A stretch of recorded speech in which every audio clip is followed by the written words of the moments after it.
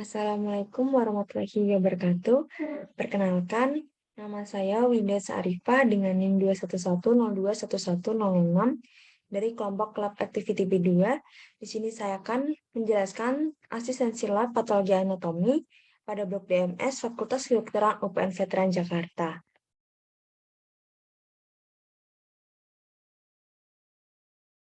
Jadi di sini saya mendapatkan kasus 2, yaitu di mana seorang pria berusia 21 tahun datang dengan ada benjolan coklat di daerah dahi dengan ukuran 1 cm yang menonjol, batas tegas, dan permukaan rata. Secara mikroskopik terdiri dari 3 tipe. Apa saja tanda ke arah keganasan? Nah, didapatkan dari kasus tersebut adalah penyakitnya nevus pigmentosus. Jadi, untuk definisinya sendiri, nevus pigmentosus atau yang sering disebut juga sebagai nevus melanositik atau nevoselular. Nevus merupakan tumor jinak kulit disertai pigmentasi yang paling sering ditemukan di klinik. Nevus pigmentosus berasal dari sel-sel nevus dan dapat menghasilkan melanin. Kemudian untuk etiologinya dapat terjadi pada semua umur. Penyebabnya belum diketahui secara pasti, di mana faktor genetik kemungkinan terjadi pada banyak orang. Paparan sinar matahari pada masa kanak-kanak dan paparan sinar ultraviolet. Sel-sel nafus kulit berasal dari neural crest. Sel-sel ini epidermis dan pada zona taut dermoepidermal. Sel-sel ini membelah dan masuk dermis dan membentuk sarang-sarang pada dermis. Kemudian, untuk epidemiologinya, nevus ini dimiliki oleh seluruh manusia dari semua golongan usia. Nah, ditemukan frekuensi yang sama pada laki-laki maupun perempuan. Pada orang dewasa berkulit putih sedikitnya dijumpai 20 nevus. Jumlah ini lebih banyak dibandingkan dengan orang yang berkulit gelap. Nah, kasus nevus ini, nevus pigmentosus paling banyak ditemukan pada kelompok usia 21-30 tahun dengan jumlah kasus sebanyak 14 kasus dengan persentase 25,45%. Sedangkan pada kelompok usia 0-10 tahun dan pada kelompok usia 71-80 tahun hanya ditemukan masing-masing satu kasus dengan persentase 1,82%. Untuk patofisiologinya, nevus pigmentosus berhubungan dengan proliferasi melanosit. Nevus pigmentosus dapat terjadi sebagai akibat dari pembentukan hematoma yang terdiri dari proliferasi melanosit klonal tipe jinak selama proses embriogenesis, di mana mutasi gen somatik BRAF600E ditemukan pada sejumlah kecil kasus nevus pigmentosus kongenital didapat maupun melanoma cutaneus. Pada kasus nevus pigmentosus ukuran sangat besar, sebanyak 70-95% pasien memiliki mutasi gen somatik di NRAS. Pada nevus pigmentosus kongenital, lesi cenderung lebih tebal hingga ke area dermis dan jaringan subkutan. Nah, selanjutnya adalah diagnosis, di mana untuk diagnosis nevus pigmentosus ditegakkan secara klinis. Yang pertama adalah anamnesis. Untuk anamnesis ini, nevus pigmentosus umumnya dimiliki oleh semua orang. Namun, perlu diperhatikan bahwa nevus pigmentosus biasanya tidak menimbulkan gatal, rasa nyeri, bengkak, ataupun perdarahan pada lesi. Selanjutnya, dilakukan pemeriksaan penunjang itu jarang diperlukan dan dilakukan hanya jika ada kecurigaan ke arah keganasan dan dilakukan dengan pemeriksaan histopatologi. Nah, ini adalah kita akan bahas histopatologi di mana gambaran makroskopik dan mikroskopik pada nevus pigmentosus.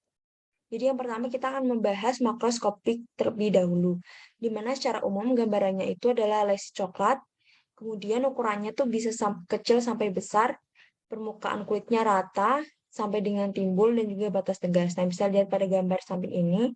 Nah, ini merupakan gambaran dari makroskopik nevus pigmentosus.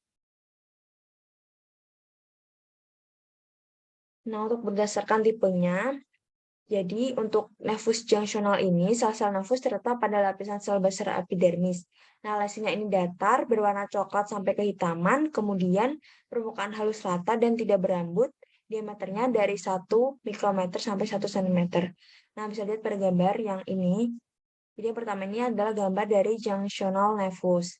Nah, kemudian kita bahas nevus compound, di mana sel-sel nevus pada lapisan basal, epidermis, zona taut, dermoepidermal, dan dermis. Lesia sedikit menonjol atau papilomatosa berwarna kecoklatan, kadang-kadang berambut dan banyak di wajah. Nah, seperti ini gambar dari compound nevus ini yang ketiga. Jadi terlihat lesinya yang sedikit menonjol dan juga atau papilomatosa. Nah, ini berwarna kecoklatan. Nah, kemudian yang ketiga ini ada tipe nevus intradermal. Nah, jadi sarang-sarang sel nevus ini hanya tampak pada dermis. Lesi berbentuk kubah atau bertangkai dan biasanya ditumbuhi rambut kasar, berwarna coklat kehitaman, dan biasanya ini lokasinya di mana-mana, tetapi lebih banyak di kepala dan leher. Nah, ini bisa dilihat pada intradermal nevusnya. Selanjutnya kita akan membahas mikroskopik dari nevus pigmentosus. Jadi dibagi menjadi 3 tipe. Jadi yang pertama ada tipe junctional. Nah, untuk tipe junctional ini memiliki ciri-ciri sel nevus berada dalam sarang-sarang dari ukuran, bentuk, dan penempatan sarang yang seragam, kemudian stratum basal epidermis sampai dengan lapisan atas dermis, sel nevus makin ke bawah, makin kecil dan tanpa pigmen, untuk jenis selnya epiteloid. Nah, bisa dilihat pada gambar. Nah, untuk yang A ini merupakan tipe junctional, kemudian yang gambar bawahnya ini merupakan perbesaran dari gambar A. Jadi untuk yang bawah ini tipe junctional yang sudah diperbesar gambarannya. Nah, untuk tipe yang kedua ini adalah intradermal.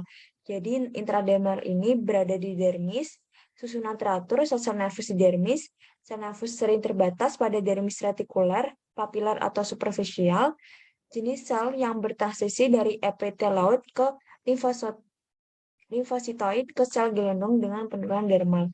Nah, bisa dilihat pada gambar yang samping ini, di mana untuk yang C ini merupakan gambar mikroskopik intradermal, untuk yang bawahnya F ini merupakan perbesaran dari gambar C. Nah, bisa dilihat. Nah, selanjutnya untuk yang tipe yang ketiga ini merupakan tipe compound, di mana memiliki ciri-ciri sel nevus pada lapisan basal epidermis, zona taut dermoepidermal, dan dermis untuk ukuran, bentuk, dan penempatan sarang yang seragam. Kemudian, sel nevus sering terbatas pada dermis retikuler, papilar, atau superficial. Kemudian, jenis sel yang bertransisi dari epiteloid ke limfositoid ke sel gelondong dengan penurunan dermal. Nah, ini untuk gambarnya. Jadi yang B ini merupakan gambar mikroskopik tipe compound, dan yang bawahnya ini merupakan perbesaran dari gambar B. Nah, selanjutnya untuk tata laksana dari nevus pigmentosus ini, jadi tata laksananya tuh kebanyakan tidak membutuhkan terapi khusus. Nah, bisa juga dengan bedah eksisi, di mana terapi pembedahan pada nevus pigmentosus dilakukan pada kasus-kasus tertentu, seperti nevus pigmentosus yang mengganggu secara kosmetik dan fungsional, serta nevus pigmentosus kongenital dengan diameter besar. Dan bila ada kecurigaan atau keganasan, dapat dilakukan bedah eksisi dengan pemeriksaan histopatologi dengan tadi yang sudah dijelaskan, histopatologi di mana gambaran makroskopik dan mikroskopiknya bagaimana. Nah, untuk prognosisnya dari nevus pigmentosus, untuk prognosis nevus pigmentosus ini cenderung baik, namun pada tipe junction dan compound perlu mendapat perhatian lebih karena memiliki potensi keganasan. Nah, prognosis nevus pigmentosus bergantung pada ada atau tidaknya evolusi pada lesi. Kemudian untuk pada kasus yang jarang, nevus pigmentosus bisa menimbulkan komplikasi berupa melanoma atau melanosis neurokutaneus. Nah, baik. Ini adalah referensi yang saya gunakan. Dan terima kasih atas perhatiannya. Mohon maaf bila ada kesalahan. Terima kasih. Wassalamualaikum warahmatullahi wabarakatuh.